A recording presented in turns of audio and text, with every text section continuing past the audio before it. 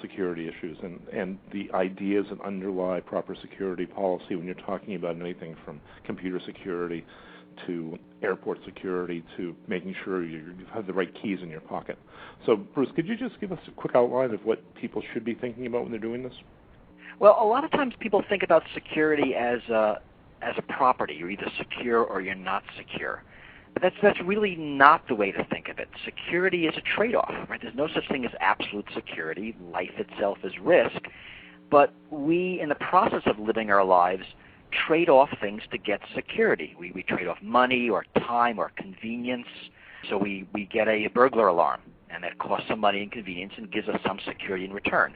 Or we take off our shoes at the airport, and that costs money and time, and we get some security in return. And that really is the way to think of it, as a trade-off. And I remember after September 11th, I was interviewed, and someone said, how can we prevent this from ever happening again? And I said, well, that's easy. Just ground all the aircraft. Right? I mean, that's an extreme trade-off we'd never do.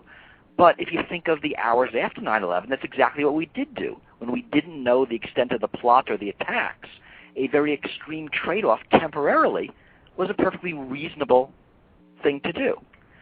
So this, and you'll see this, personal, corporate, national. When I was a kid, I had relatives who lived in a gated community in New York City.